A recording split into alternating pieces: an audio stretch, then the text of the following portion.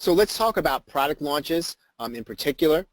And so in this workshop, what we want to do is we want to work through the technical aspects of your product launch, and we want to also assume that you've already figured out your product's components. So in other words, this workshop is not going to be about figuring out what you want to put in your product. Just about everybody here, you're probably going to either put together something that's a video course.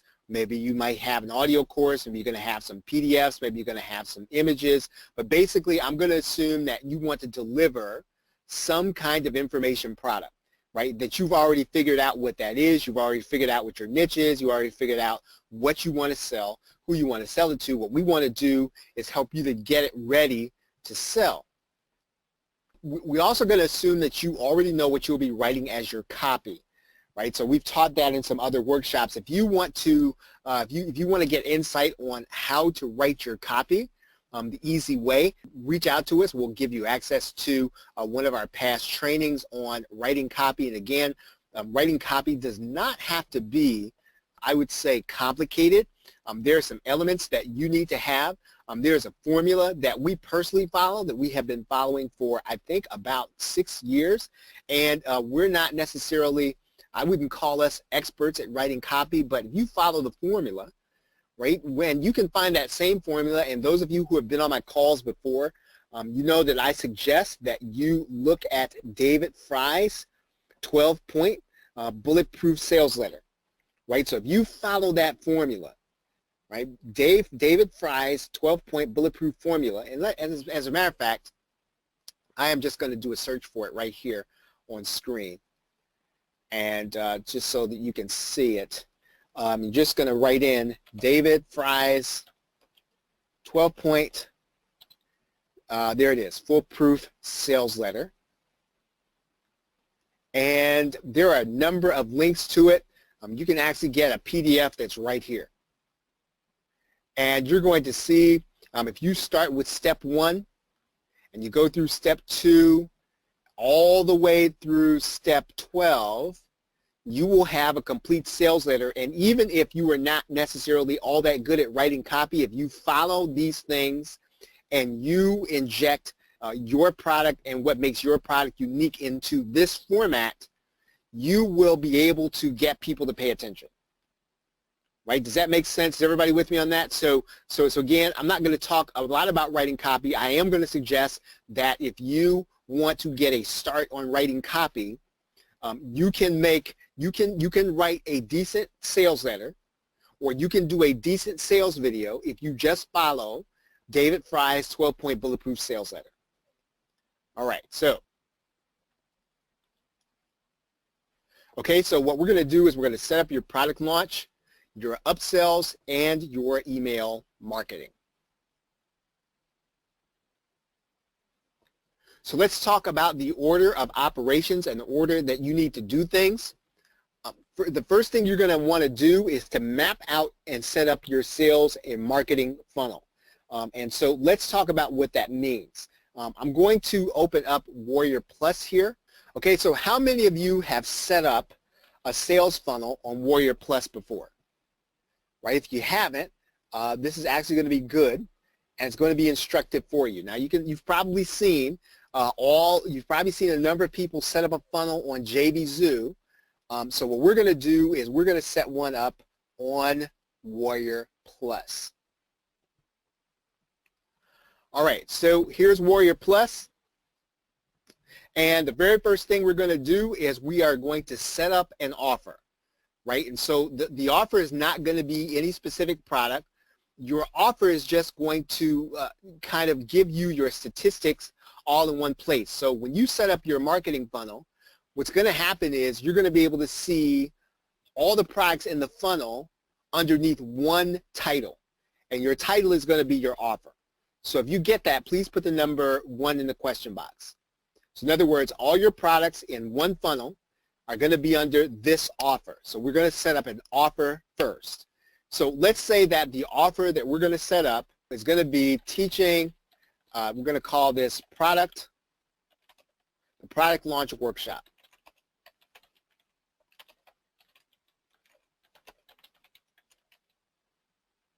Okay, then Warrior Plus asks you for a description. Now this description is going to show up to the other marketers who are considering promoting your product, right? It's also going to show up when you actually are trying to recruit affiliates. So you want to have something brief, and you want to have something that it doesn't have to be hypey, but it should get people excited, right? So you want to say something like, you know, let's say it's going to be a big video course, you want to emphasize that. You're going to say 45 module, 3.5 hour course.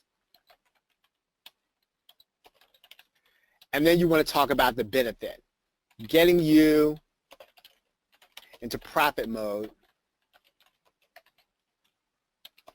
through your own product launch. Right, so then what we're going to do is we're going to need to select a category. And in Warrior Plus, they give you a limited number of categories. And here's why the categories are important, because when people get marketplace alerts, they get them based on these categories and the keywords. So you want to make sure you get these things so that they attract the people that you actually want to see it, right? So if you want people who are going to be interested in, let's say, searching for maybe not video, right? So we don't want necessarily video. We want people, let's say, who are going to be interested in, we'll say we want people who are going to be interested in coaching. We want people who are going to be interested in, let's say we want them to be interested in traffic. And let's say we also want to be interested in, and you get 3 to pick, we want people who are interested in, let's say,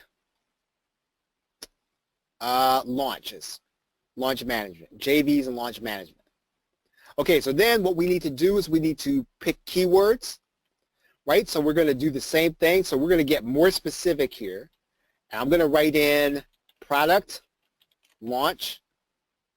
Okay, so when we see that, what we need to do is we need to kind of click on the link there. This is going to be a workshop, so we want people who might be interested in product creation.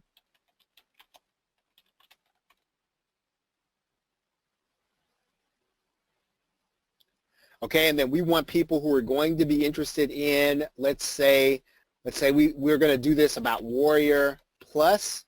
Launching on Warrior Plus. Okay, so the next thing we're going to do is we're going to go and get an offer image. This can be the same image that you're going to be using for your sales page. That's typically what I do. This is going to show up for your affiliates. So you want to get an image typically that you have either had professionally made, that's something that you have outsourced, or something that you made up specifically for this offer. So I'm just going to go and get a product image that I have from another product. Okay, so let's just say I'm just going to grab the Camtasia image. Let's see if it shows up here. All right, so I'm just going to grab this image,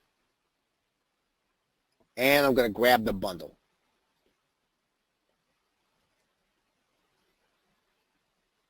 Right? Do I want this to be displayed in the marketplace? Typically, I am going to want to, but Warrior Plus is not going to let you do that until you actually finish setting up your product.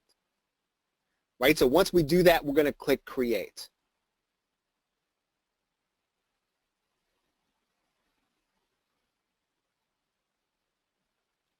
Okay, so now we're on step 2. So is everybody clear on what we've done so far? Okay, is everybody clear on what we've done so far? So if you're clear on what we've done so far, please put the number 1 in the question. Okay, great. All right, so now what we're going to do is we're going to go ahead and start setting up our sales page, because Warrior Plus is going to ask us for a sales page. Now, you will not have set up your sales page at this point, so all we're going to do is put a placeholder in here, and we're going to put the actual address that our sales page is going to be, right? So how many of you have your own page builder? So hopefully you have your own page builder. I'm going to go into mine in the PLR show, right? Because if I'm going to create a sales page, I'm going to do it in my own domain. So I'm going to set up a new page, and I'm going to just kind of get a sales page here. And I'm going to pick a template that I would actually use. So let's say that I would probably do a video sales letter. And I'm going to call this product launch workshop.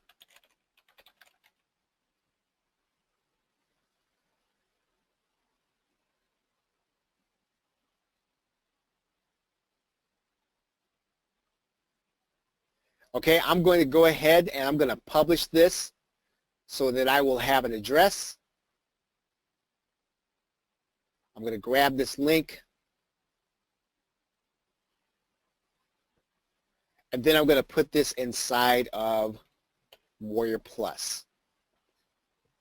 Okay, we are not doing a WSO, so we're not going to need this WSO post, right? We're not posting this on the Warrior forum. If you have a logo for your business, you're going to put that in this vendor image area, right? That's where you're going to put that.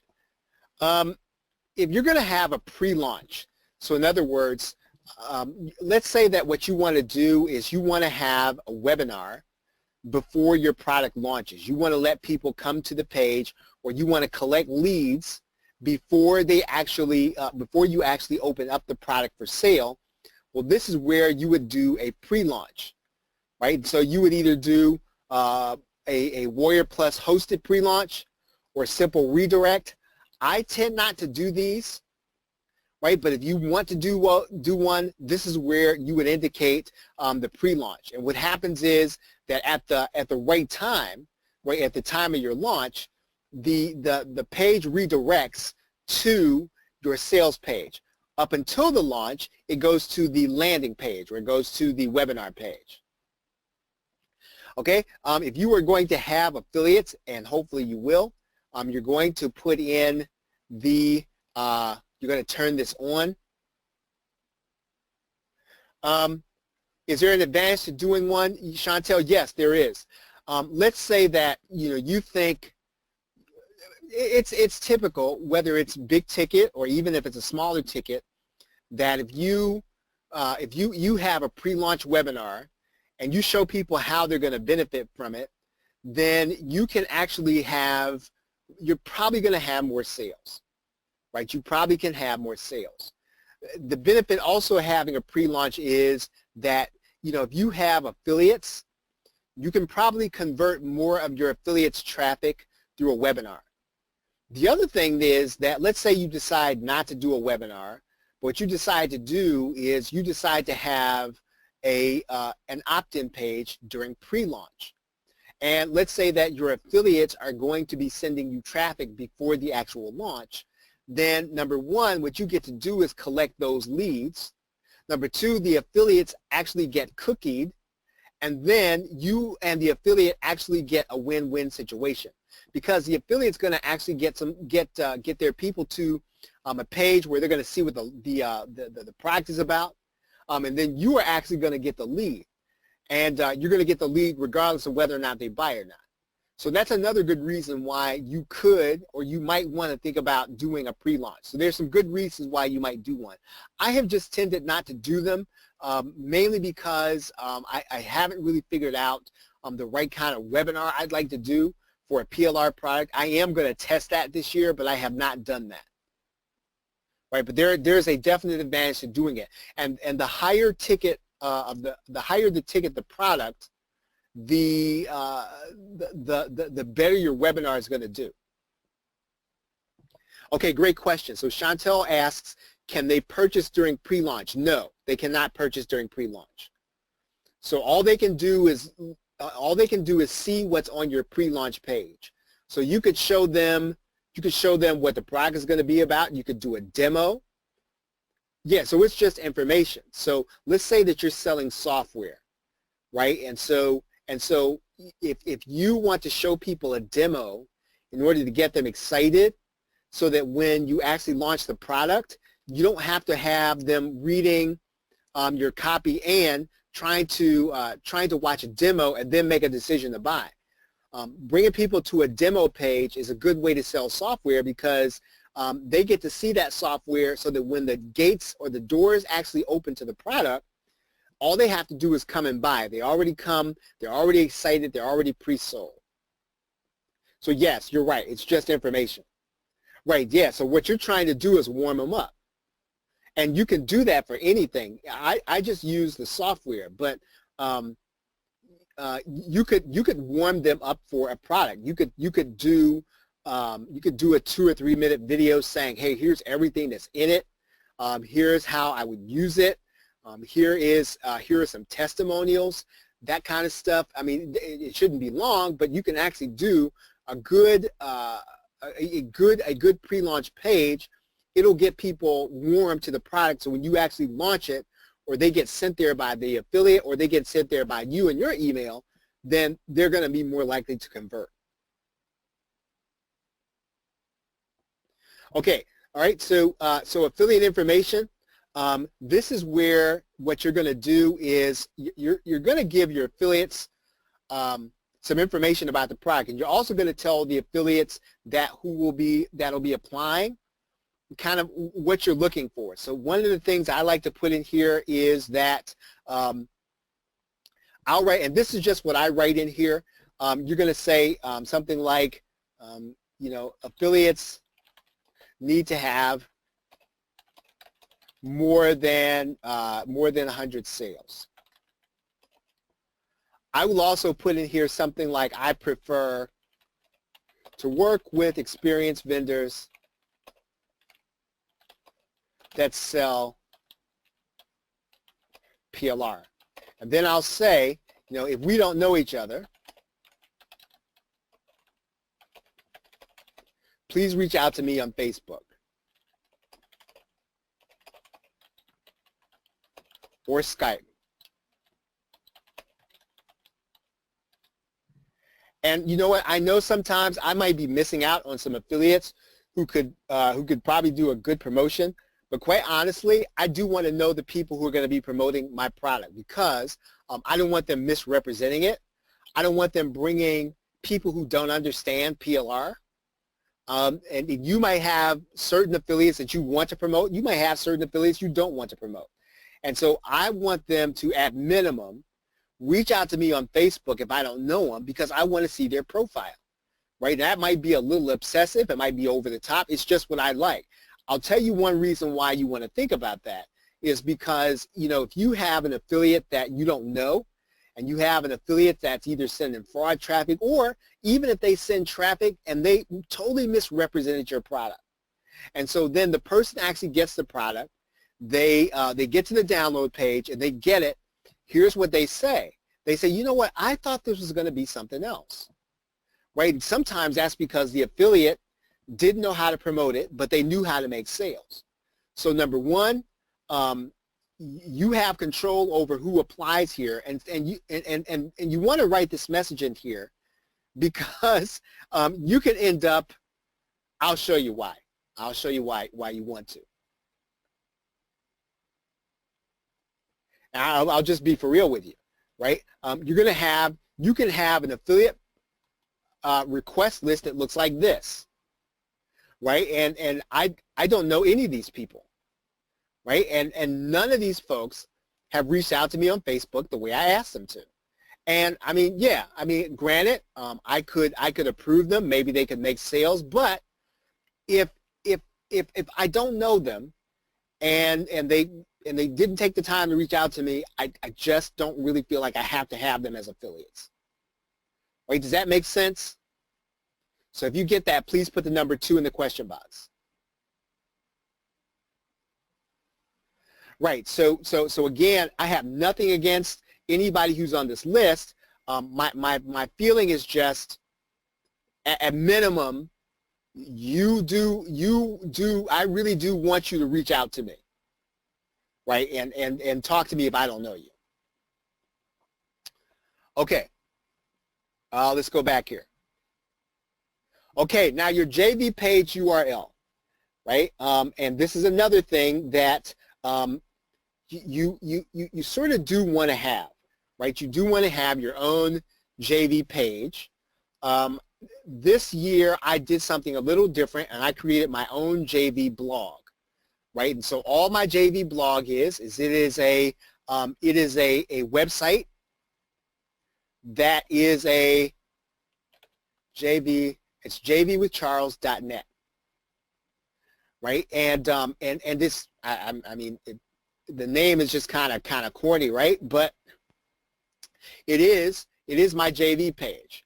And so what I do with this is I make sure that this is where people can find all the information about any upcoming launch I'm going to be doing, right? And so I put all of the JV information on this site.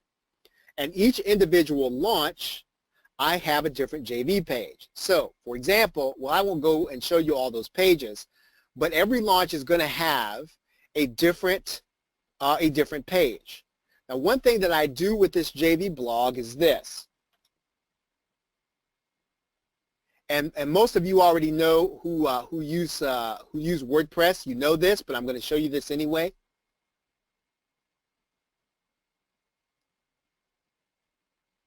So if you go into the settings and you go into reading, you can determine what your front page is going to be.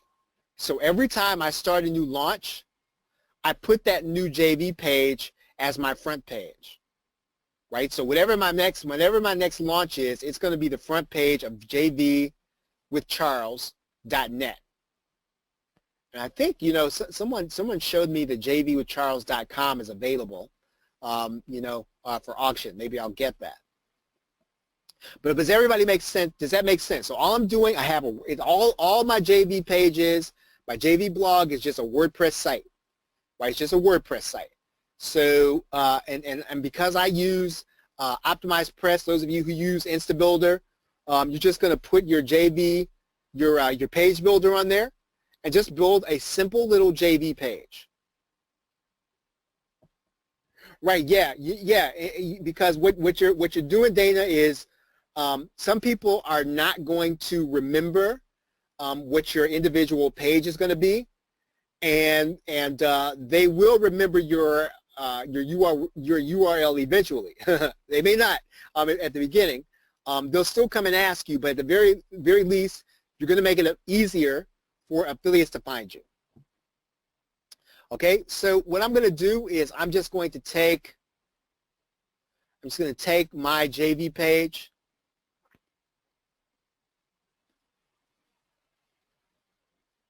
I'm going to put that inside of there. Right?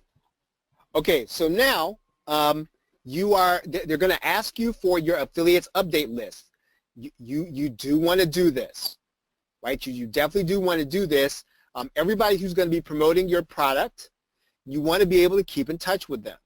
And so the way you do that inside of Warrior Plus is they're going to ask you to connect a certain autoresponder. Now, I keep track of all that through GetResponse. Right? So I've got certain lists. And so with this is my list for JVs. Right? So anybody that becomes part of this list, they can actually do that through anybody that requests this this offer, they automatically get added to my JV list. Does that make sense? Okay, so everybody who requests to promote this offer, they get added to my JV list, and I want them. Now again, I'm not gonna mess with these folks. I'm not gonna email them. And that's really the only reason why I keep this in, let's say, GetResponse, because I don't want to accidentally email them through Aweber, right? So that is why I do that. So again, I'm going to go ahead. I'm going to save this. And the way you're going to do this is inside of your, let's go inside of Warrior Plus for a second. Inside your account settings, you are going to have this section called integrations, right, integrations. And I might have to pull this off screen. I want to make sure I don't put anything sensitive up here. So let's see if I can just do this. Okay. So in order to connect your autoresponder so that it works automatically, you're going to have to go to your new service. Does everybody see all the autoresponders there? So you can add any of those autoresponders to Warrior Plus so that they work automatically, and whenever your JVs request your offer, they get added to the list, right? And you have to do that though through this integration page. So the reason that works is because I have GetResponse set up through my integration page, and you can actually see that here. All right, let's close this out. Okay, so no pre-launch. The affiliate program accelerator, I have not done that. I have not done that. I don't know anybody who has. I'll tell you what this does. No, let's see. That's not what we want. Okay, so this says Warrior Plus will promote your affiliate program via email, ads, etc. Okay, so they make 15% on the sales that are made by these referrals, right? So in other words, what they do is they go look for JVs for you, right? Excuse me. And if you decide and you approve those JVs, then Warrior Plus is going to take 15% of every sale, right? Does that make sense? Okay, so this is something that maybe if you don't have a lot of affiliates to get started and you actually put one up there and then you approve, yeah, they're a little bit like an agent, right? So one of the reasons why I like Warrior Plus is that there are a few more tools available to you if you are kind of just getting started, right? JVZoo is a great network and has great tools. The only disadvantage to JVZoo is that you have to have an existing network before you get there. In other words, you have to already have affiliates. With Warrior Plus, there is a possibility that a JV could find you, right? Even if they don't know you, they could actually find you here on Warrior Plus. Right, okay, so what we're going to do is we're going to go ahead, we're going to click Create.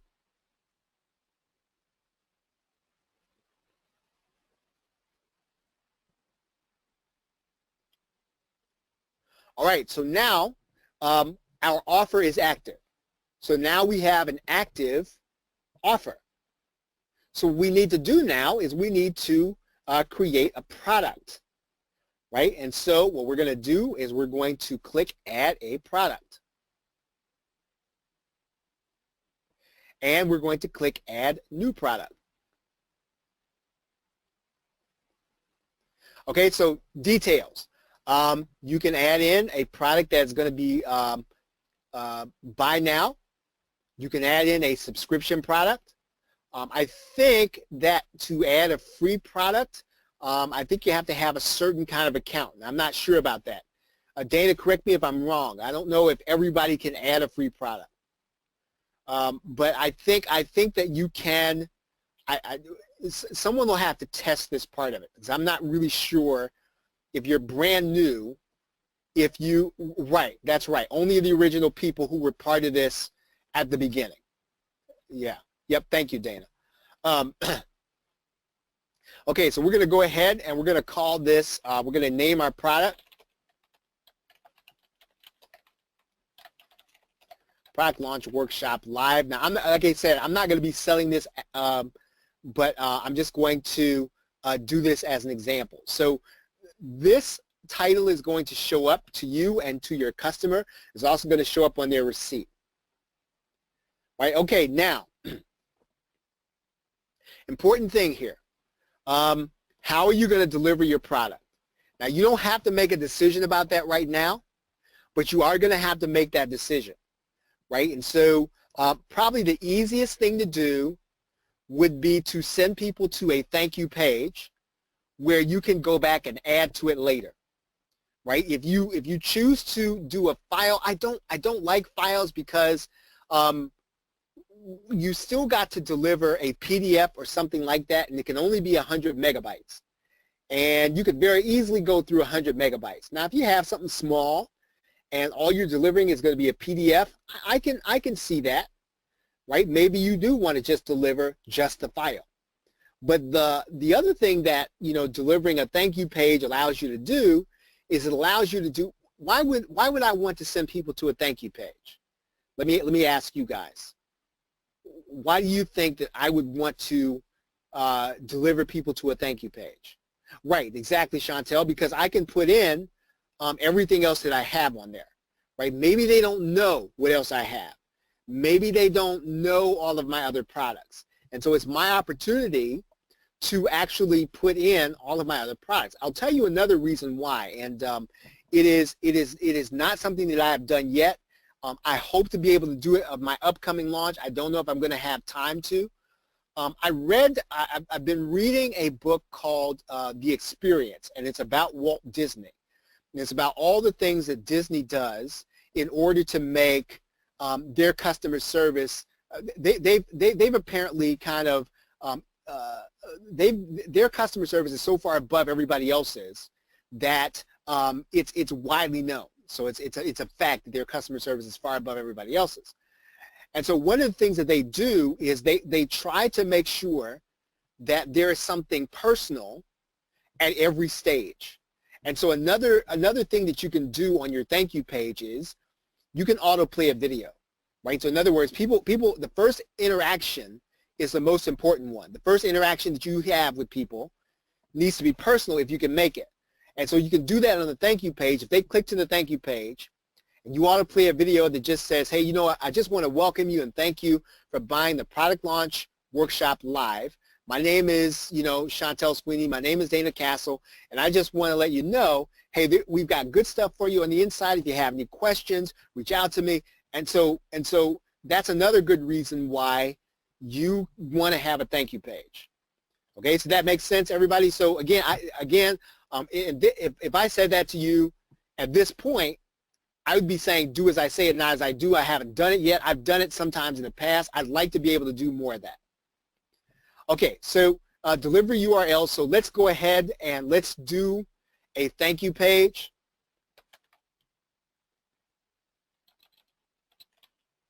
And I'm going to do that inside of the PLR show.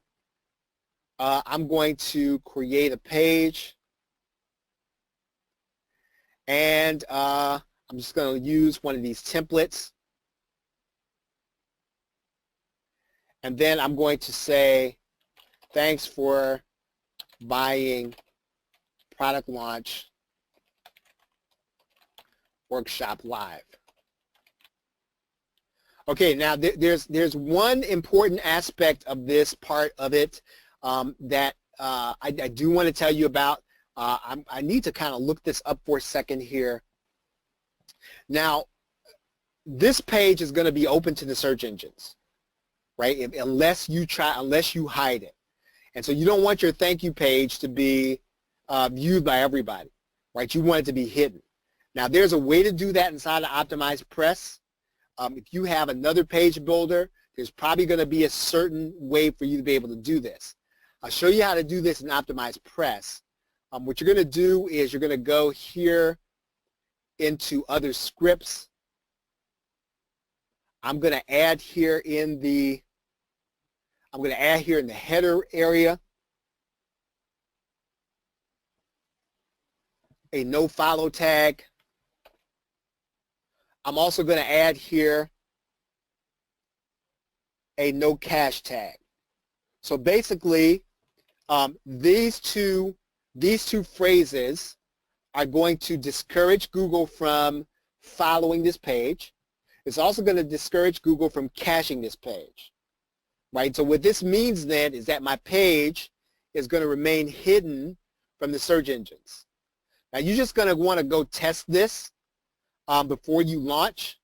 But basically, when you set up that page and you publish it, you want to make sure you've done something inside of your own page builder to make sure that that page stays hidden from the search engine, right? Because nobody needs to see your thank you page. It doesn't even matter if you're not delivering the product yet, because we're not going to deliver the product on this page, right? We just want to have a page that either tells people what they're going to need to do, or or we might deliver it on this page. Who knows? We haven't gotten to that point yet. So I'm going to go here, and we're going to save this. I am going to take out the header. I mean, we don't have to do that, but we'll take that out.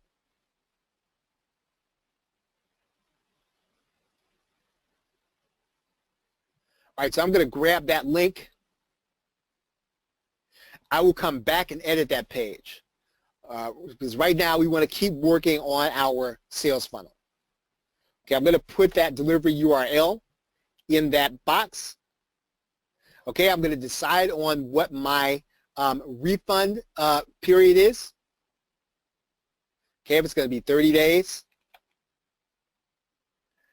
In general, if you are selling PLR, the standard is, right? The standard is that if you're going to sell an information product, you should probably do 30 days. If you're going to do PLR, you may want to either consider a refund where you either give people another product or something, right? I'm just telling you what the industry standard is. All right, now, content type. We already did this, right? But we're going to say this is going to be video, it's going to be audio, and it's going to be media files. Now this, you're not limited. You can put everything in here that applies. So if you have a membership, you can put all that in there. All right, now, keywords, category. All right, category. I'm going to use those same categories we used before. I can't remember what they were. Coaching, JV launch management, and I can't remember what the third one was. What was the third one?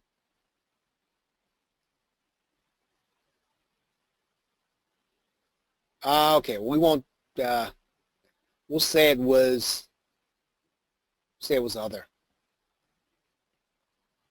Okay, so keywords. We're going to use those same keywords for this product. Product creation. Product launch. And let's see. Oh, that's actually spelled wrong. You have to be careful with these things too. Product launch, because just about every misspelling that somebody had in here, it's actually in here. So you want to make sure you get the right one. All right. I'm going to go get that same product image. Now let's say that I'm going to be doing a limited edition, right? And so only, let's say only 50 people can buy this. I would limit that. And what happens then is that Warrior Plus cuts off the sales at a certain point, right? So I could do that if I wanted to. Typically I'm not, but I could. I do want to actually show you this about the keywords, right? Let's take a look at that here. Let's see if I can find this.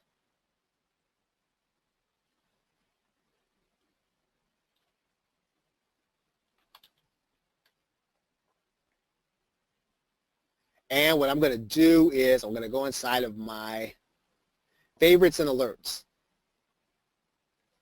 These are my keyword alerts, right? So anything that comes that's offline, anything that comes that's PLR, anything that comes that's resell, anything that comes that's video, anything that comes that's WordPress, anything that comes that's YouTube, I get a notice about it in my email.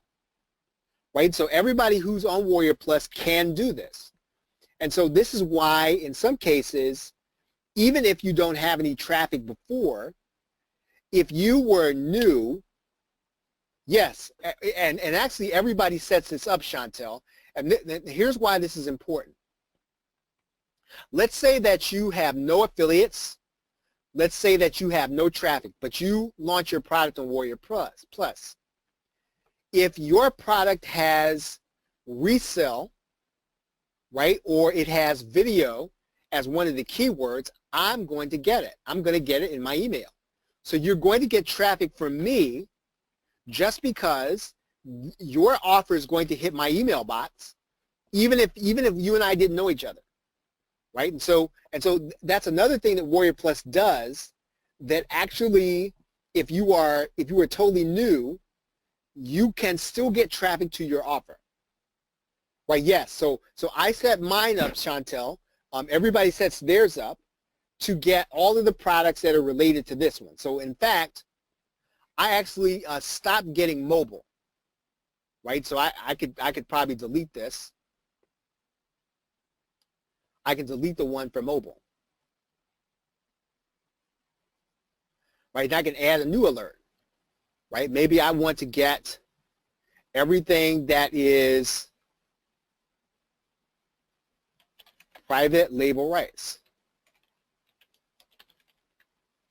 right? So now I'm going to get everything that somebody else puts in there that's called private label rights. And so that's why your keywords are so important, right? So you want to try to start thinking about, well, what would somebody type if they want to get all the information on a certain topic and they want to get offers on that, right? And you can see that offline, the last alert that came out was 7.3. Right, the last alert for resell was 7.3. So actually, if I probably got something in my email box that had the word resell in it. The last time somebody launched a product on WordPress, 10:15 a.m. So if you have something on WordPress, right, I would have gotten your product launch notification. Okay. Okay, support email.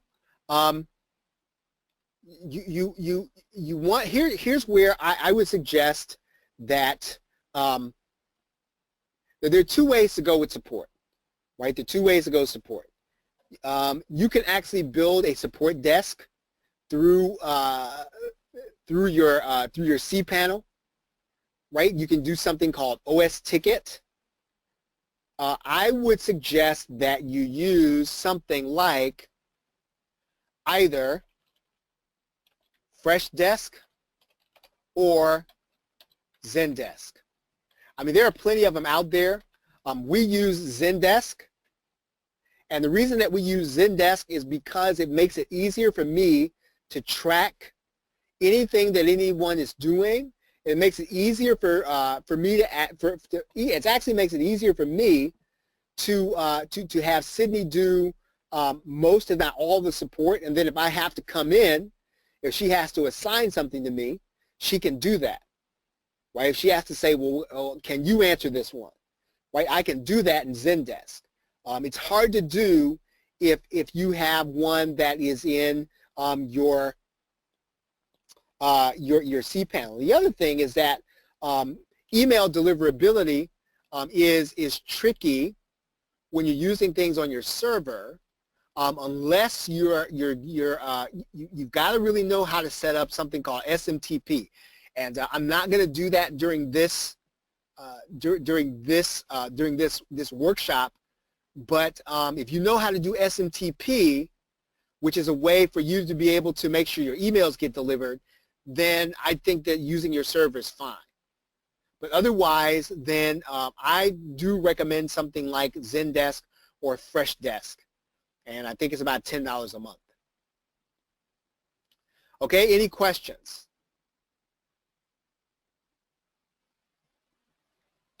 All right. So I'm going to go ahead and put my support email address in here. I'm going to put my support URL in here.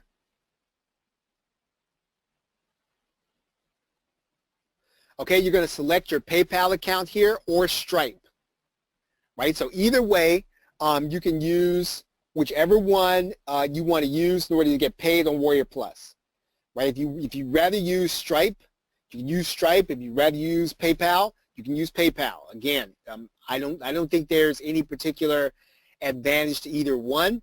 I use PayPal, but I'm not averse to using Stripe, right?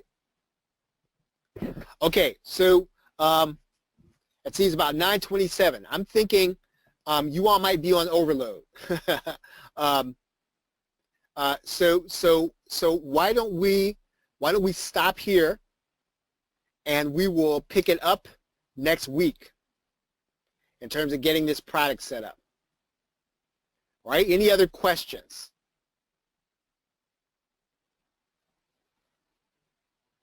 Okay, is everybody confident that you could follow what I've done so far? Okay, good, good. So you can follow pretty much what I've done so far. And again, launching on Warrior Plus, if you haven't gotten started at all inside of this niche. Now again, Warrior Plus is definitely the make money online niche, right? It's definitely that. But if you're going to get started in this niche and you don't have connections yet, you don't have JVs yet, you don't have partners yet, Warrior Plus can get you some sales provided you get the right offer in front of people. Okay, everybody, well, this is week one of our workshop. What we're going to do is we're going to get you set up to launch your product. We're going to get you launching on Warrior Plus. And so by the time the 4 weeks is over, you are going to have your product set up and ready to go. And so what you can be doing, right, during these 4 weeks is you can be putting your product together, right? You can be getting your copy together.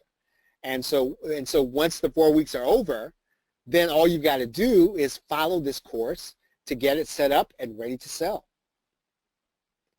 Okay, everybody. Well, thank you very much this evening. I appreciate you all being here. Have a great night and a pleasant tomorrow. Take care. Okay, so this is Product Launch Workshop Session 2. This is the live workshop, and what we're going to talk about is the same kind of a continuation of what we talked about last week. We're going to be working through the technical aspects of your product launch. And of course, we assume that you've already figured out what your product components are. So if you know you're going to be delivering a PDF or a series of PDFs or videos or a members area, we're going to assume that you already know that and that you were then ready to deliver that content. Right? Okay, so number 3, we're going to assume that you already know what you'll be writing as your copy. And finally, we will set up your product launch, upsells, and email marketing in this series. So we're going to take all 4 sessions in order to do that. So let's talk about the product launch order of operations. You want to first map out your marketing funnel even before you actually create the product, because when you map out your marketing funnel, this will actually determine how you're going to create the product, right? And the other thing is that you will then want to outline your sales copy. This again will help you to determine what you put in your product. What you don't want to do is to create the entire product first, obviously, and then go to the marketplace with it. You want to go to the marketplace, determine what you know is going to sell, and then go and create your product.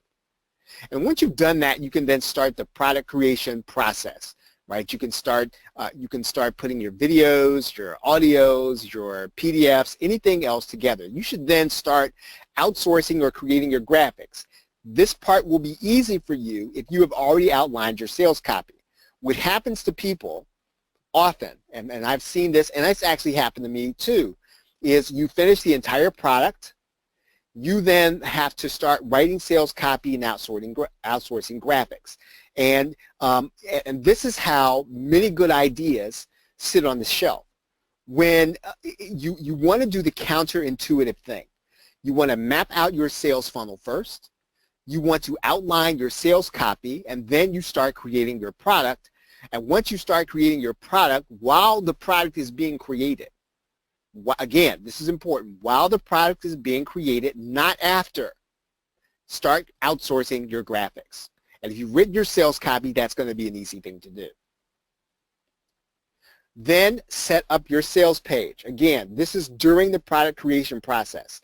So don't wait until you finish all of your videos or all of your PDFs. You should be doing these things simultaneously, side by side. You should be setting up your tracking, right? Because again, once you finish the product, you should be just about ready to get ready for your launch.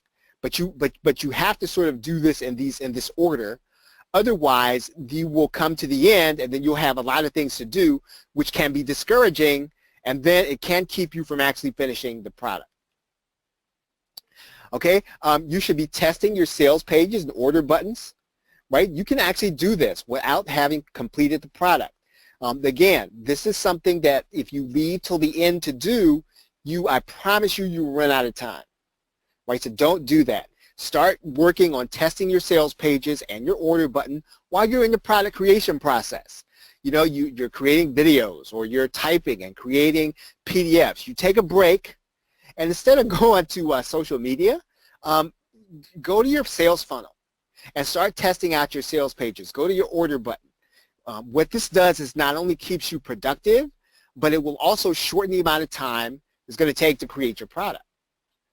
Set up your product delivery. Now, obviously, you need to be finished with your product at that point, but you should be uploading your completed videos, you're uploading your completed PDFs, and you should be getting ready to start figuring out, well, how am I going to deliver this? Am I going to deliver this through a membership? Is it going to be a download page? Whatever it is, you just want to get it set up. And then after that, after you set up your delivery process, you should set up your post-launch email system and strategy. If you are doing this right, and again, nobody can do a product launch perfectly, but if you're doing this right, you should be finishing up your videos and all these other things about at the same time. Right? Does that make sense? Does everybody get that? Does that make sense? These are parallel processes. They are not at the end processes. So while you are creating your product, these are the things that you should be doing. And in fact, you already have, and I think it's in this webinar, there's a checklist, right? You should be walking through that checklist as you create your videos, as you create your PDFs, as you create whatever it is you're going to be delivering, as you create your software, okay? So let's see. What we're going to do is we're now going to go back to Warrior Plus. We're going to pick it up where we left off. And let's go back to Warrior Plus. And we're going to go inside our product. And let's see, let's find the product we were working on here. Okay, so we are now working through this product creation process. We've already talked about the product image and limiting sales. I've already talked about support and sort of what you want to do with that. Again, remember I recommended that you use something like Freshdesk or Zendesk. I think Zendesk is $10 a month for one user, $20 for two. And having a record of things really is going to be helpful. I'm going to try to show you this here. So I need to try to show you this without revealing anyone's information here. Let's see if I can find a ticket. I'm going to see if I can find a ticket that maybe I sent in. Okay, so here is Zendesk.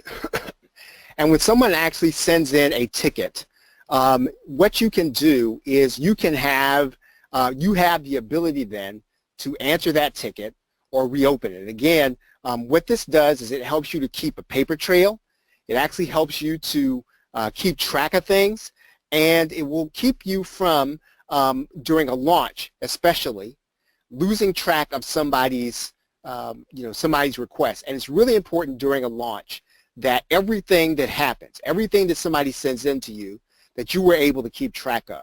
And when you're not launching a product, it's important to have this kind of support. It's probably a little overkill, but when you have a launch, right, I promise you there will be something that will go sideways. And you want to be able to not only answer everyone, but you want to make sure that you're not missing anything. And if you have someone sending you emails that go to your email box, sometimes that email will go to spam. Sometimes you will send one back, it will go to spam. Sometimes you will not get the email until late because of someone running a cron job. There are all kinds of things that can get in your way of answering support during a launch. And so I would suggest that even if you only get it month to month, you want to have something reliable like Zendesk or Freshdesk where the emails are going to be sent and you can receive them and you can have a paper trail. Because, for example, if I wanted to go and search for this person, right, Thomas Duncan,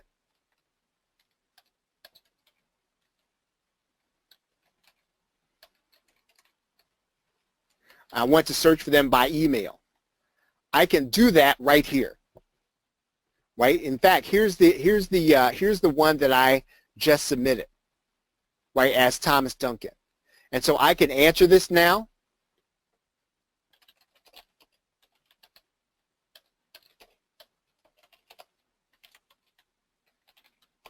If I wanted to assign this to Sydney, I could do it.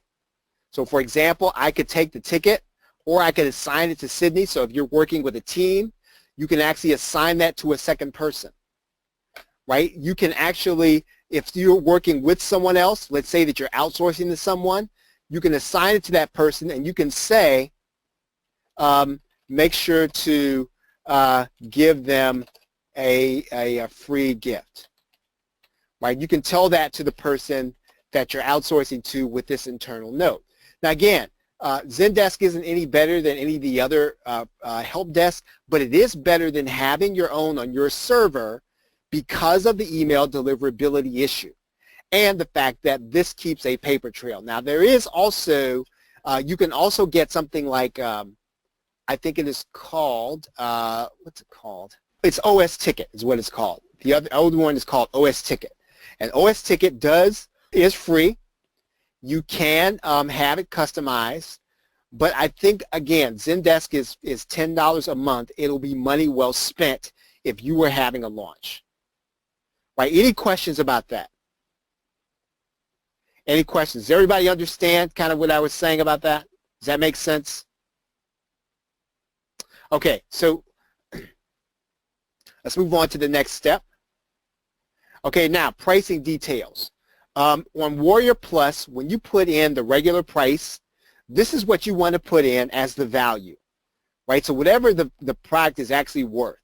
And so if you've determined the product is actually worth or it's eventually going to sell for something, that's what you want to put here as the regular price. If the regular price after the launch is going to be $47, excuse me, you want to write that in, because what's going to show on the sales button is that the regular price is going to be $47, so the customer, when they come there, they're going to know that, hey, the price could actually go up to this, or it's likely to go up to this. So you want to make sure that you put that regular price in this box. The sale price is your launch price, right? So whatever your launch price is going to be, that's what you should actually be placing here in this box. Now, let's say that, does everybody understand the concept of a dime sale? Okay, so if you understand the concept of a dime sale, please put the number 1 in the question box. If you don't, and you'd like for me to explain it, please put the number 2 in the question box. Okay, so most of you understand the concept of a dime sale. Basically, a dime sale is when you determine how much each sale is going to cause the price to rise by. So in other words, we could actually say that the regular price is going to be $47. The sale price is going to start at $17, and it's going to increase by, let's say, a penny with every one sale, right? And we can say, well, we don't want it to go any higher than $17.95, right? So in other words, during the launch, we only want the price to go to $17.95, but we want to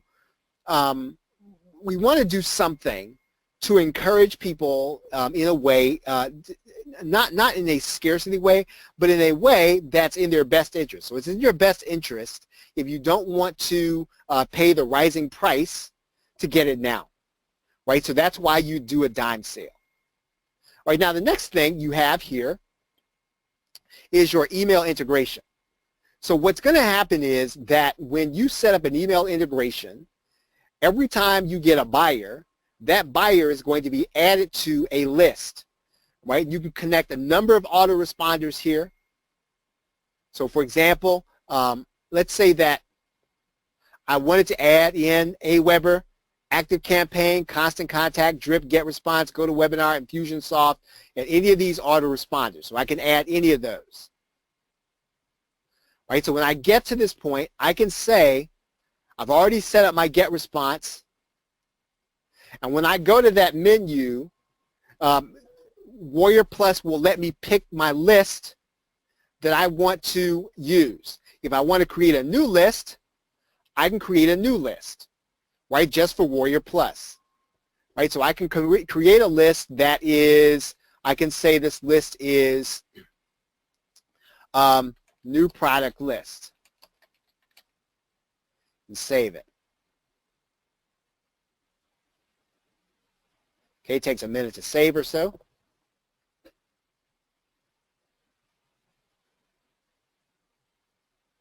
Okay, it says please select the list. Or we add the list, and then we select the list. Okay, then we click Save.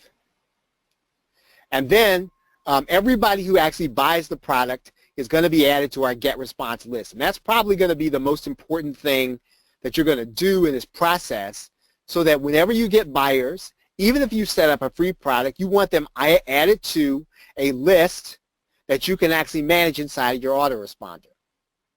Right now, we're not going to do software integration or membership integration, but, for example, these are all of the membership scripts that you can use that will integrate directly with Warrior Plus.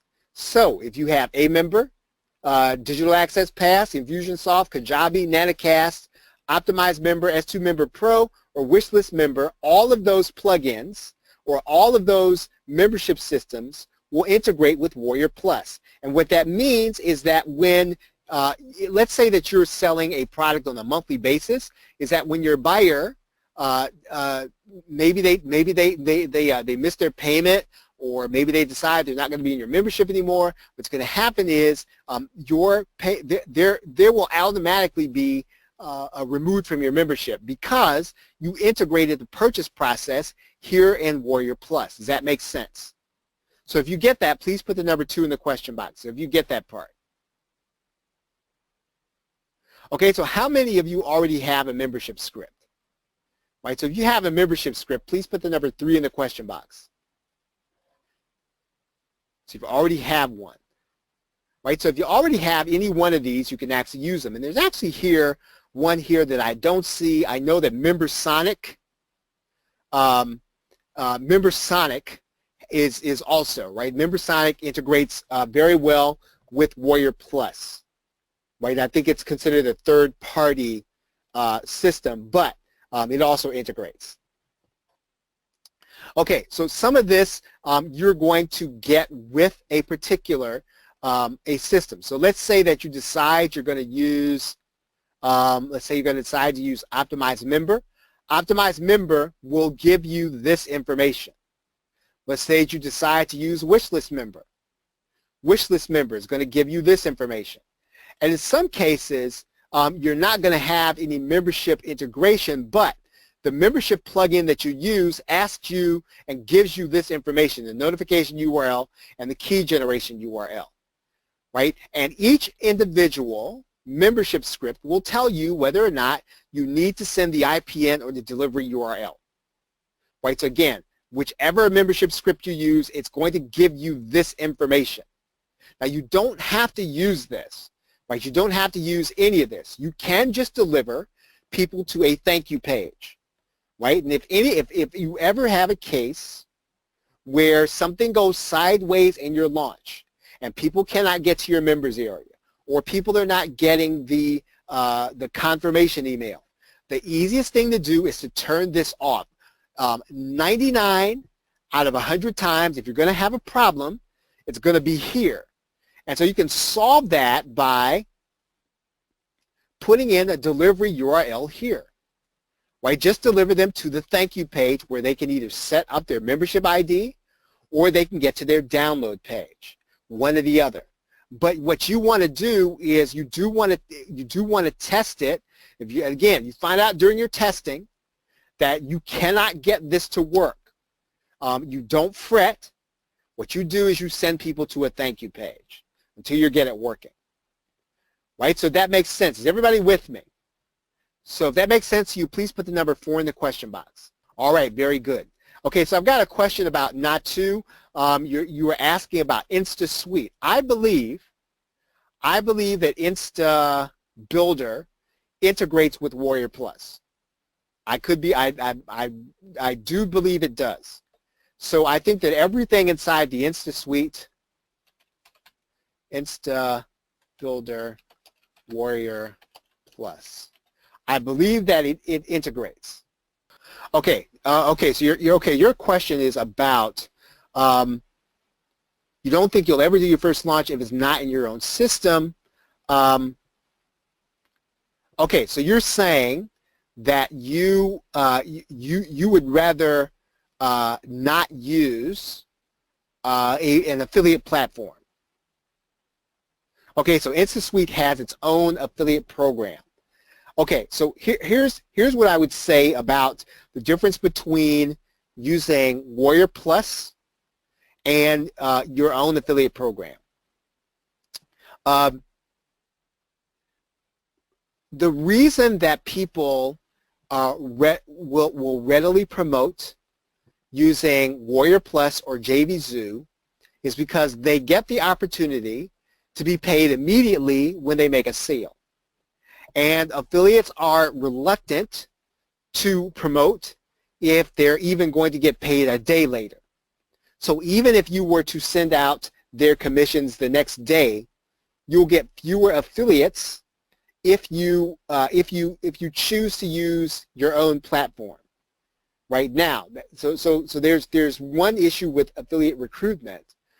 However, you can work around that, right? But typically, you would do that by kind of establishing a trust on one of the networks. So in other words, it's been my experience that you can actually ask someone to use your system, to use your affiliate program, your personal affiliate program, if you've already established a track record of having a product and for them getting paid by promoting for you, right? It's just a harder way to get people involved with your affiliate program if it's not on one of the known networks. So you want to be certain that you don't want to use the affiliate network first to get affiliates. Now, and so once you establish kind of a dialogue, an ongoing relationship with an affiliate, they've made money from your products, you can then go to them, I believe, and then say,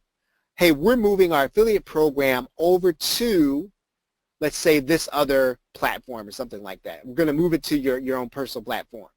I think they would be a little more open to that if they've already promoted for you on one of the known networks, right? So that's how I would answer that. Natu. I think it's a good step. It may not be the first step to go. All right. Okay, but great question. Okay, so right here is where you're going to set the affiliate program for your customer, right? So typically, depending on what you're going to be giving on the front end, you're going to write that in there. We talked about this a little bit, but when you write in some information here, you're going to tell your customer sort of a little bit about the product, what you're looking for, and whether or not you have them to promote. Okay. Typically, you are going to want to be eligible for deal of the day, so you're going to leave that open, and then you're going to click save, right, and get your product. So now, let's go to the offer section. I'm going to pull this over, and what we're going to do now that we have a product is we're going to attach that product to our offer, right? And we can do that by going to this page, clicking adding a product, and we're going to grab one of the products that we just set up. And in this particular case, we did this product. We're going to choose how much we want to pay the affiliates, and we're going to click Save. So now inside of Warrior Plus, this product is our front-end product, right? This product is our front-end product. We would go through the same process in order to create an upsell. So in other words, what we're going to do is we're going to create a new page. We're going to put in advanced, or whatever we would call it, product launch. We're going to have our sales page set up. And I'm not going to go through that entire process right now because I want to just show you how to set up the upsell. Okay, so once you have these two products set up, you're going to get your second product set up.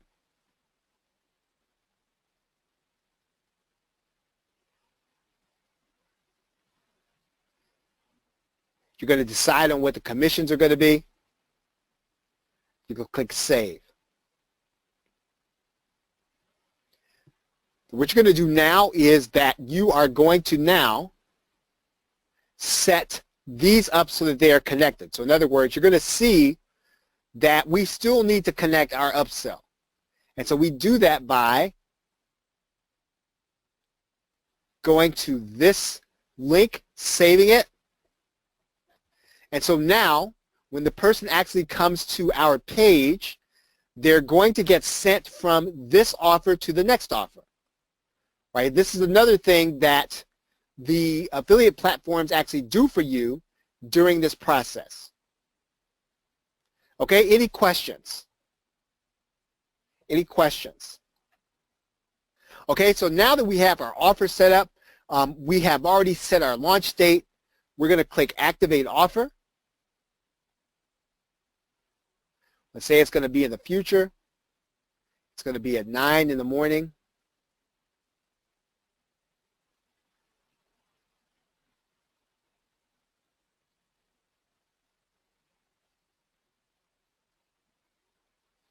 Okay, and so now our launch is set inside of Warrior Plus.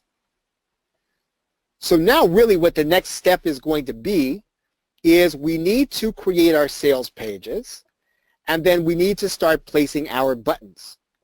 And then in the final session, what we need to do is we need to actually set up our product delivery. So in the next session, what we're going to do is we're going to set up our sales pages, and then in session 4, we're going to set up the delivery and prepare for our launch. Okay, are there any questions? Okay, everyone. Well, we're about at 40 minutes, I think, and we're going to stop right here. This is a good place to break. Next week we will start with sales pages, and then, as I said, the final week we will deal with product delivery so that you will be ready to deliver your product. If you have any questions on anything, any part of this process, please let us know, and we will be glad to answer your question. Okay, so everybody, thank you very much for being here, and we appreciate you. Have a great day and a pleasant tomorrow. Take care. Hello, this is Product Launch Workshop, live session number 3.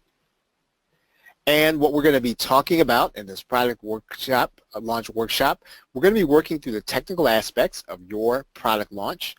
We're going to assume that you've already figured out your product components or the content. We're going to assume that you already know what you'll be writing as your copy. And we can make some suggestions to you about format. We're going to do that tonight. But you should already know what your product is about and how you are going to write your copy. We're going to set up the product launch, the upsells, and the email marketing. Okay, so the order of operations. This is the order in which you should do things for your product launch. First, you should map out and set up your product funnel. So in other words, what's going to be your upsell? What's going to be your second upsell if you're going to have one? And we kind of talked through the format of that. You want to do this before you create the product, and because it will affect how you create the product. It will affect what you put in your offer in terms of a bonus. So before you set out, right, before you actually do the recording or you do the PDFs or any of that, map out your product funnel. And I realize that that is counterintuitive to maybe the way that you might do it. I know that a number of people are even talking about this, but it is the way that you will create something that you know people are going to buy, because you're going to start with that. Right, you're going to determine what people are going to buy, and then you're going to go back and actually create the product as opposed to the other way around. Then once you've done your marketing funnel, outline your sales copy, right? Outline your sales copy. And I have said this on past calls. If you have any problem with that, you can use David Fry's 12-step bulletproof sales letter. That's a classic. I think it's a classic guide that you can use in order to create a sales letter. And if you have never written copy before, if you follow that guide, you can create a decent sales letter just if you try to follow what he's saying in that guide. Once you have completed your sales copy, you should be starting the product creation process. So this is when you will start creating the videos or the PDF, or you will start creating the software. But none of that comes until after the funnel and the sales copy. I cannot stress that enough to you, because you will get to the end of the process and you will wonder, now, how am I going to make this fit the market? When you want to be doing that during your product creation process. Once you start the product creation process at the very beginning, that is when you should be outsourcing or creating your graphics. If you're going to outsource, you should be contacting a designer at that point. Do not wait until you have completed your product. Do not wait until you have completed things to start sending out your graphics or to start outsourcing your graphics. Go to the Warrior Forum and look in Warriors for Hire. Start talking to someone about your graphics. Find someone who's at the right price and who can do the job the way you want it to be done. It's really vital, everyone, that you do follow this order.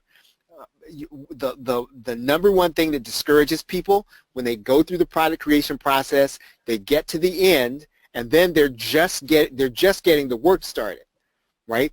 You might feel like, well, man, I created 30 videos and 15 PDFs, and now I'm ready to launch. But you're not even close to being launching. You're not even close to being done. When if you start a lot of this stuff before you get into that process, you will be motivated to complete the process to finish the launch. Does that make clear, everyone? Does that make sense to you? So if you get that, please put the number 1 in the question box if that makes sense to you. Okay, now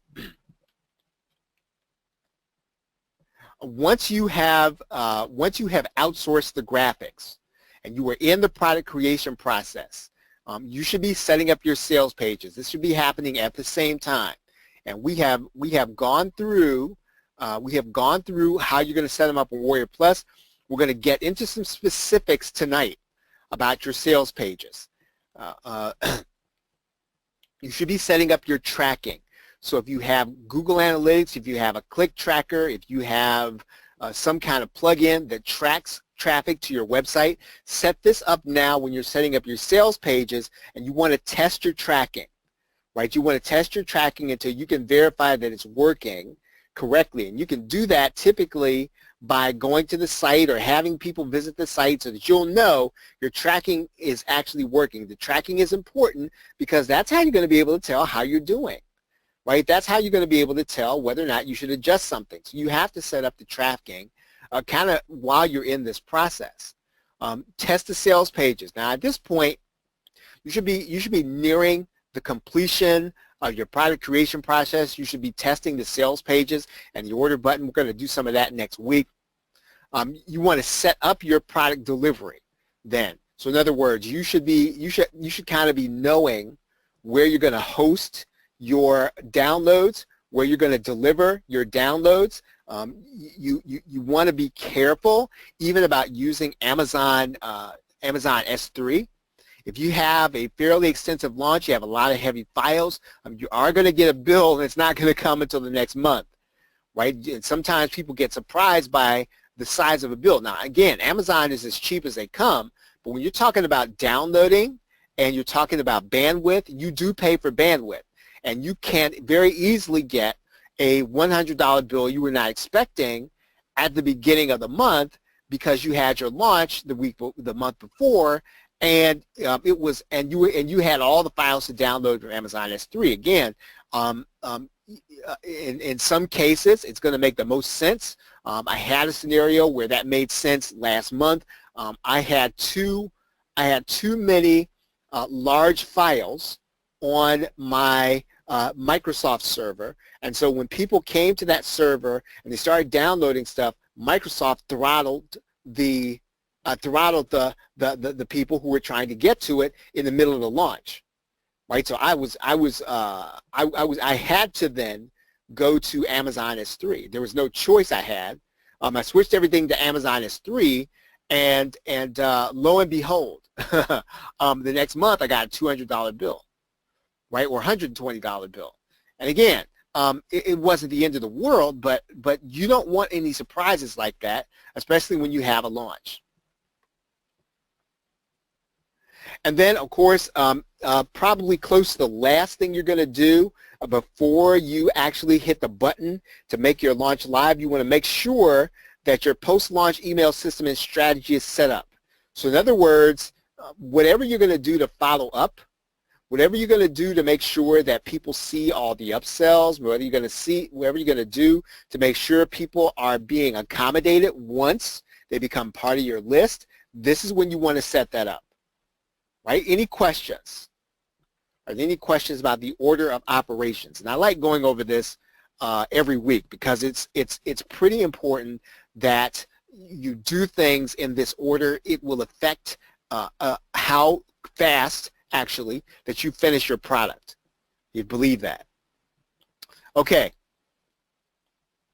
So we're going to talk about tonight is setting up your sales pages. We have a lot to talk about. And now I don't really particularly care what page builder you use. I use Optimized Press. You may use InstaBuilder. It really doesn't matter with the things I'm going to be talking about. You have to know how to do these things in your page builder, right? So, I mean, I could show you how to do them in my page builder. It wouldn't help you any, but you really don't need all of that in order to do what I'm going to be telling you tonight. So let's talk about setting up your sales pages. Now, the first sales page you're going to set up is going to be your affiliate page. You might ask, now, why am I doing that? Well, you need to have a page that sells the affiliate on promoting your product. So that's really the first sales page you're going to create. I'll show you one that I have created. Again, it's not the most beautiful thing in the world. It's functional, though, right? I'll show you the one, and basically, I'll show you the elements that I think you need to have. Right, I'm going to stop this right here. Okay. Notice that I have a banner.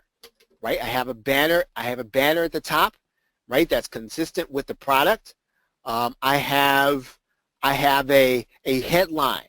Just as I would have a headline for a sales page. This is a sales page. Right. I'm just trying to sell my affiliates. So that sales page is going to have a headline. I've got a sales video, right? And every page builder is going to have space for one.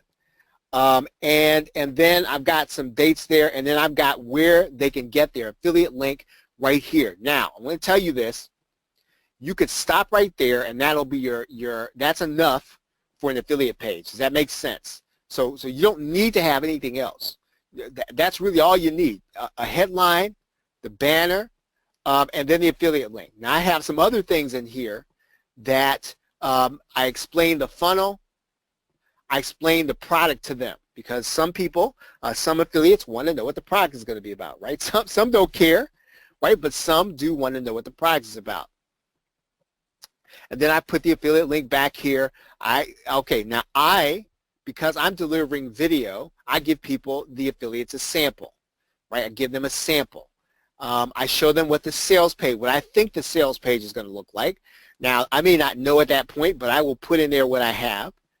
I will give them swipes. So in other words, I will give them emails to use. And I expect that the people that I would allow to promote, that they would not just take my swipes and just use them word for word. I hope not.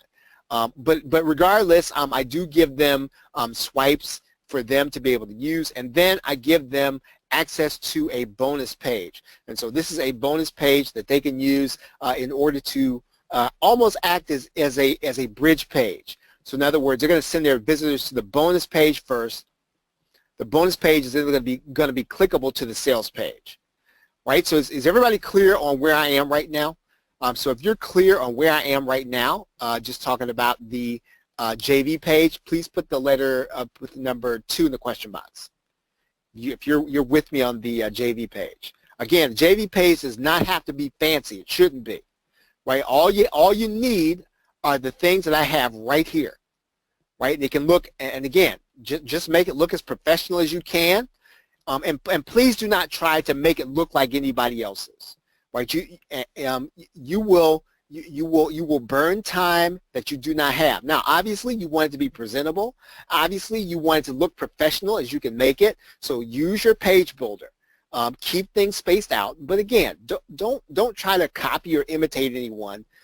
Get the basic information up there. And again, over time, you can start to tweak things.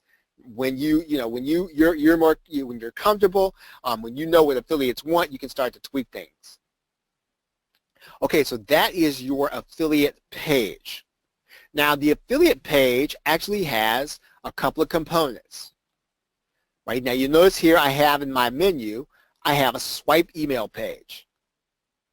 Right now, this feature is something that you can do in Optimize Press. And I'm pretty sure you can do it in other stuff too. But if you don't have this, don't worry about that. You can probably do it in other page builders in a different way. But you do want to make the swipes accessible to your JV partners. Okay, and then what I have here is I have the option for them to create their own bonus page, right? Let me show you what the bonus page is going to look like, I think. Okay, so here's the bonus page.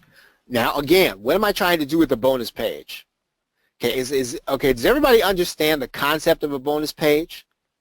Okay, the bonus page is basically my way of helping the affiliates to promote my product. So it is another sales page, and you are creating a sales page telling people what the bonuses are going to be, but you're not going to use this page. Your affiliates are going to use it. Now, you can use it. I've used mine in the past, but it's mainly for your affiliates. So they will be able to send traffic to the bonus page so that people can see it before they make a decision whether or not they're going to click onto the sales page or not. Right? Does everybody get that? Does everybody get the bonus page concept for the affiliates? Right? For the affiliates. So if you get that, right, please put the number 3 in the question box. You're creating a bonus page for your affiliates. If you don't get it, please ask away. Ask a question if you don't get the concept. Okay, so now in the bonus page, what am I doing? I'm talking about the product, right? Again, I'm not doing anything fancy. I'm telling them what the bonus is going to be. Now, what I do, and I don't know if everybody does this. This is just what I do. I personally do not necessarily always like all the different e-covers to be on the bonus page that my affiliates are going to use in order to promote my product. And so what I do is I will go into Photoshop and I will create an e-cover for each bonus. Right? So my e-covers pretty much they're going to all look the same. And they are the same. They've got the different titles on there. But I am basically recreating and again, all this is just aesthetics. Right? I'm only doing this for aesthetics. I'm doing this so that it looks uniform, so it looks professional. It looks like something that hopefully the people who are coming to this page would want to purchase. Right? Is everybody clear on that? What you're doing with the bonus page? Right? This is for the affiliates again to promote. Now. you should be able to go and put your hands on. I like to use 5 for the front end and 5 for the back end, and 3 I like to have on my page just in case I never see these bonuses. Now, when it comes to delivering the bonuses, sometimes I will give the affiliate a link to be able to deliver the bonuses, right? If they want it. Most of the time, though, I will deliver these bonuses in my own back office. Right? Does everybody get that? So does that make sense? So if you get that, please put the number 3 in the question box. So in other words, the affiliate's not going to deliver the bonus. They're not going to put it in their slot, right, for the bonus. I'm going to deliver the bonuses on my membership page, my download page, or in my back office. Right? Okay, so you can do your format can be however you want it, right? You do not have to make yours look like mine. You don't have to make yours look like anything. All it really needs to do is needs to look clean. It needs to look like something that people actually want. That's all you really have to do in order to make it presentable. Okay, now, so we've talked about the swipe page and the bonus page, and we've kept the header. One of the things you're going to notice here is that this is something that I can do. I like to put my header across everything. And I'm going to talk about that here in a minute. And the main reason I like to do that is because I don't want people to be disoriented. And I want them to know it's all associated with the same thing. Okay, Chantel is asking if there's one way better than another. Do you mean in order to create a bonus page? Or when you say one way better than another, Chantel, what do you mean? Okay, and while she writes in that question, okay, so that's my bonus page. And again, I did all this from scratch. I did all this in OptimizePress. So you can use your page builder to build one from scratch. You don't have to use a template. If you want to use a template, use one. If not, don't worry about it. Just make it professional and clean. Put the basic information on there. Is there one way better than the other? I think so, Chantel. Honestly, I think you should deliver the bonuses rather than if I'm your affiliate. I think you should deliver the bonuses, and here's why. What you don't want is you don't want to get support requests saying, hey, you know, Charles, I bought this through Charles's link, and he said, and he was supposed to give these bonuses, and he didn't. Can you talk to him, or can I buy through somebody else's link? Can you just switch out from him, and you can avoid all of that by just delivering them yourself. Now, you can also, what you can do is you can deliver the bonuses, Chantel, and you can also give them to the affiliates. But I do not want any variables, I don't want any variables that are under anybody else's control during a launch. That's my personal opinion about that. Does that make sense? Okay, great. Okay, so let's go back here. Talked about bonuses, talked about swipes, we talked about the basic home page. Next sales page is the affiliate bonus page. You just saw that. Okay. Oh, now there is one thing that I do want to kind of tell you about this, is that some affiliates do not have WordPress and they don't want to use your bonus page. So what you're going to have to do is you're going to have your bonus page converted to HTML, right? And you can typically have that done for, I mean, I know a guy that does it for me for $15, right? He's happy to get it. So it's not a lot of money. So if you have somebody who knows HTML, they can take this template or a template you have on WordPress or Lead Pages, wherever the case is, and turn that bonus page into something that's on HTML, because your customer or your affiliate may or may not use WordPress. They may like to use HTML, and you want to make it easy for them to promote. Now, for all this stuff, you can use an existing template on your page builder. You don't have to build it from scratch. The kind of the first thing you're going to do is going to be to set up the headline, right, to set up the headline. Then um, uh, you're going to set up the sales video, and what I'm going to suggest is that once you record the video, you can host the video on YouTube, right? Host the video on YouTube. So even if you do a PowerPoint video, you can host the video on YouTube. Now, what I would suggest is that you have a channel that you're using that does not connect to your main channel. Right? If you're going to use a channel, I'm going to suggest that you use a channel separate from your main YouTube channel if you have one. So wherever you have your videos and all that stuff, if you don't want Google getting upset, or you don't want people reporting you or any of that stuff, don't mess with that channel. Do all of these things on a separate channel. Right? Does that make sense, everybody? So again, do all your sales videos on one channel. Don't put them on your main channel. The video should autoplay. And now different video players are going to have different settings, but regardless, you should be autoplaying your video when somebody comes to the page. Now, I understand that sometimes that can be a hassle. Sometimes it can be it may make a potential customer upset, but they can just click the page, right? So in other words, let me show you this again. I'll just pull up my. Okay, so let's say the video starts playing, right? All they've got to do is click the video. So no, I don't put any controls on there. And you know, I could put the play button on there, but you want that video to autoplay in order to get your people listening, right? It's really important, probably within the first few seconds, that you have something that will get them listening, even if you can't get them looking, right? Get them listening, because people are distracted and they can pull up a page, they can click on something, they're going to probably hear your voice first, right? They're probably going to hear your voice first. So make your voice the most prominent thing. All right. What you're going to do then is you're going to put some benefit bullets in there.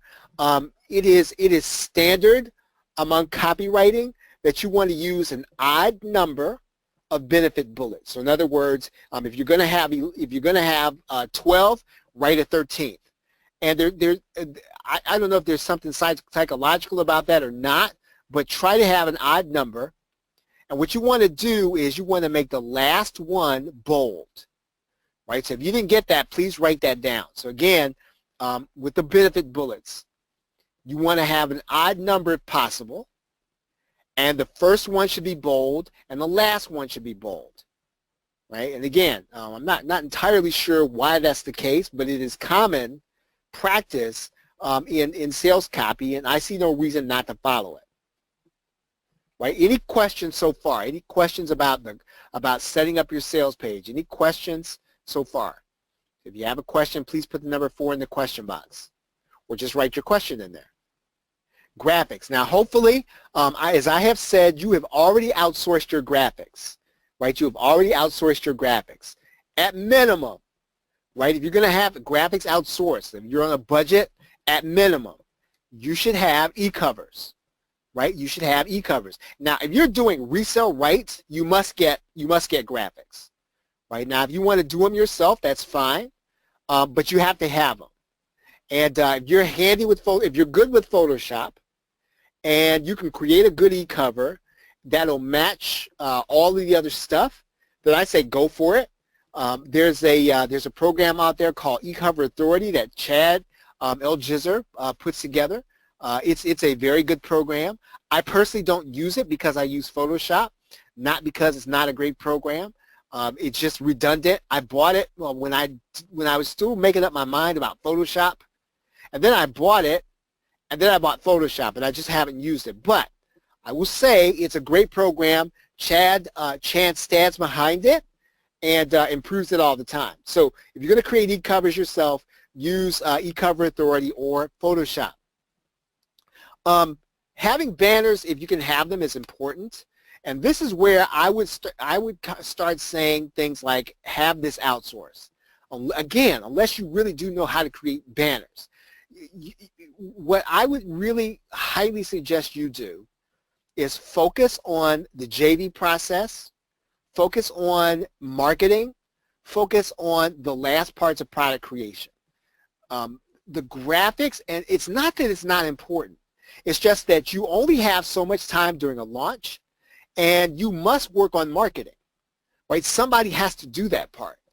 And you know, I don't really have it in here for this course. Maybe I'll do an extra session, but you want to cultivate your relationships with your affiliates. And no, they're not going to all promote for you on a particular launch, but you want to be in contact with them. And you don't want to be in contact with them when your launch is coming. You want to be in contact with them in general, right? Is everybody clear on that? So when you're talking about do you have time to create banners, I'm going to say maybe, right? If you can have these outsourced, have them outsource and spend your time on the sales process. Is everybody clear on that? So if you get what I kind of went through just then, please put the number 4 in the question box if you get what I said, just about graphics and how you want to spend your time, because it's pretty important. Now, if you're a designer and you're good at this, I see no reason for you not to create your own graphics. You probably know what you want, but otherwise, you can probably get a decent set of graphics if you understand how to look to the warrior form. And I've done that on a number of occasions, and I'll probably do it again before this workshop is over, all 4 weeks. So we're talking about outsourcing.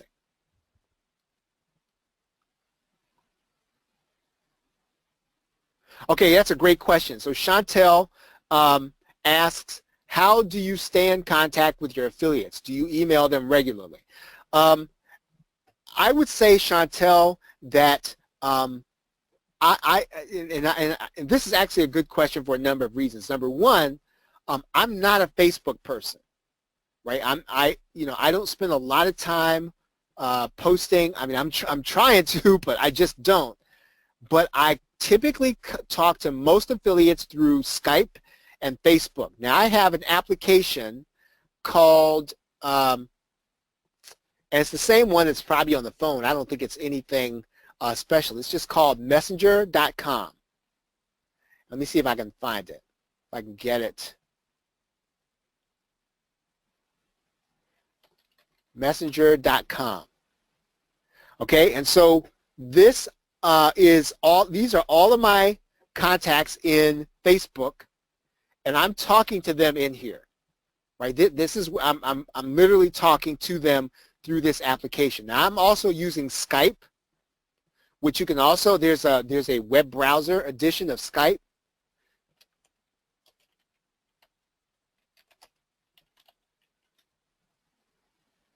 Okay, Skype for the web. So even if you have to use your mobile device, or even if you have to, you don't want to be in Facebook, it's really kind of important that you be contacting them. And I would personally use Facebook Messenger and Skype. And because quite honestly, and I'm thinking about myself, if you were to email me, I really don't, there are very few emails I read, and the ones that I read are the folks in this group. I really don't. I mean, Sydney really handles all support, and so I don't do a lot of email reading, and I'm probably like most people. And I've emailed affiliates a number of times. I have an email list of affiliates, and I send out an email faithfully about my launch, and I get questions from the same people who are on that list. So I would say that you would want to have some kind of real-time communication, and if that's the case, then you're talking about Messenger, which is connected to Facebook, and Skype. Right? Does that make sense, Chantel? All right, great. Okay, your buy buttons. Buy buttons. Buy buttons are there are two ways to go with buy buttons, And one of the things that you want to be careful about with buy buttons is that when you're working with an affiliate network, they're going to give you buy buttons that you should use. And you want to use those buttons. And the reason that you want to use their buttons is because of the tracking and the affiliates. And so you want to get the buy buttons typically. If you're launching in JVZoo or Warrior Plus, get their buttons. And here's the reason why. If I'm your affiliate and I send traffic and you're making sales, and because you decided you wanted to use a fancy buy button, I don't get credit for the sale, I'm going to have a problem, right? There's no way to sort it out. There's no way to make sense of it after that happens. So most of the people who are involved in our niche, the information marketing niche, they trust those buy buttons. You're not going to have a case where people are coming to the buttons and say, oh, I don't know about this. If you're selling to the information marketing niche, they all know JVZoo, they all know Warrior Plus, they all know Zaxa. So you don't have to try to hide the buy buttons or any of that stuff from your customers and from the traffic that your affiliates are sending. Right? Does that make sense? Okay, so please use the buy buttons that are given to you by and let me show you what I mean by that. Let me just show you. Okay, so I'm going to pull JVZoo open for right now. And you're going to notice something. You're going to notice that when you set up the sales funnel, there are going to be buy buttons associated with the sales funnel, right? And you have to get these buttons. If you go and get the buttons from the regular product, your affiliates are not going to get credited, right? You have to get this. So especially if you're going to have these affiliates send you traffic. So you set up your sales funnel, you get the buttons associated with the sales funnel. Is that clear? Is everybody clear on that? So that makes sense to you. Please put the number 5 in the question box. Okay, I want to show you the same thing. I want to show you the same thing in Warrior Plus. Because we're working in Warrior Plus, and I want you to know what this looks like. All right, so remember we did this offer, and okay, great. Okay, yep, Chantel, here we go. So let me go back and do JVZoo first. Okay, do you see this link that says buy buttons? Right, do you see this link that says buy buttons? I'm going to click that link. And then I'm going to grab the code. Right, so this code, when I put it on the page, is going to be the buy buttons. Okay, great. So now the same thing pretty much with Warrior Plus. Right, I'm going to grab the code, and that's my button. I can customize it, right? I can make it transparent. I can make it buy now, subscribe, free download, free trial, custom, right? And what I'm going to do is I'm going to grab this code. I'm going to put that on my sales page wherever I can put HTML. Right? Is everybody clear on that? Okay, great question. So when Chantel's question is, do the affiliates automatically connect to this? One part of the process that I have not gone over with you yet is that when you're setting up your offer, right, you are going to set up an affiliate sign-up page. Do you see that? You see that link, Chantel? Where I've got my cursor? Okay, right. So I'm going to set up this offer in Warrior Plus, and then I'm going to say generate this link for my affiliates. And when I give this link to my affiliates, they're going to have a link where they can apply to promote this product. Right? And then I can choose whether or not I approve them or not. So once I approve them as my affiliate, they will connect then with that button when they send traffic. But they can't be they can't send traffic to that link until I approve them. They will not even be given a link. Let me see. You know what? It's easier for me to show you. Let me show you if I was somebody else's. If I'm gonna apply for somebody else's. Okay, so let's say that I want to promote. I want to promote this one.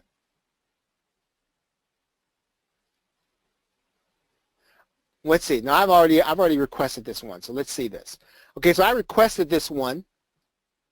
I get the link, and this is where I get my link. Right? When I get my link, I'm going to send traffic to this link, and it's going to automatically go to the sales page. Okay, so you see there he's got the button there. But yes, this is where I connect with the button. So I've got to be approved as an affiliate. I've got to send traffic to this link, and then I get connected to that button. Okay, great. Okay, good. Okay, does anyone have any questions about that? About the affiliate process? That was actually a great question, Chantel. I appreciate that.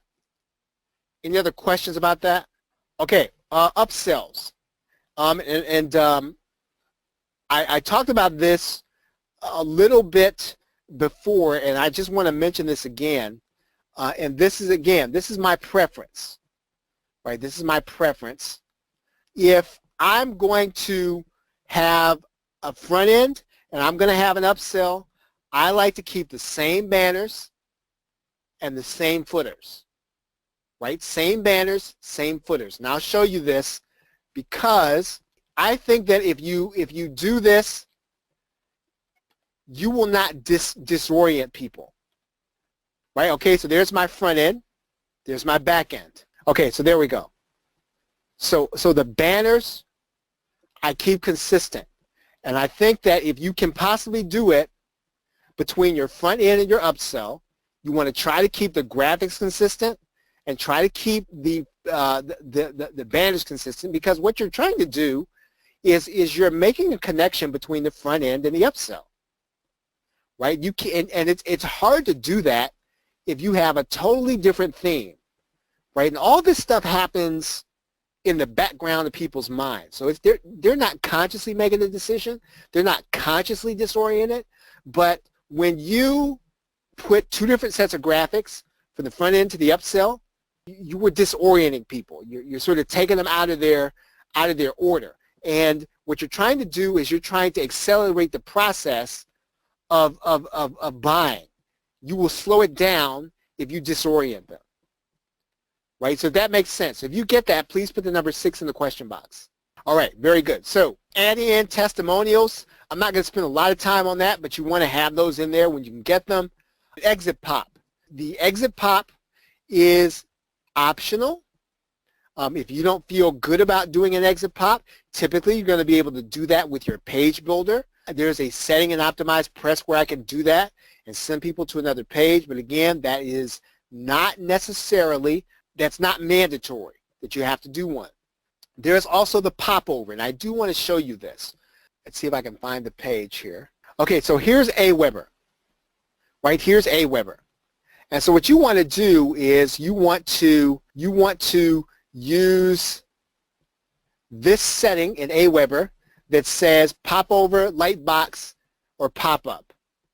And in the same way that you place this code on a page, when you place the popover code, then this is going to give you that pop over the web page. You can actually do a lightbox, or you can do a pop-up. Right? Most autoresponders have this. GetResponse has this. Right? We can do popover or scroll form or embed it. Right? Any question about that? Okay. So that's it for the sales pages this week. And when you're setting up your sales page, the content is important. The content of your sales letter is important. Everything that I just mentioned to you is I don't want to say it's equally as important, but it's very important, right? All these things are very important. You can't leave any of these things out that I just said out of trying to get ready for a launch. These are all the things that you should be doing I'd say almost concurrently with your product creation, right? Don't leave any of this stuff to the end, right? By the time you get done with your product, you should be done with this stuff too, right? So try to be done with this stuff as you finish your product. And I don't want to overwhelm you, but here's what's going to happen if you don't do that.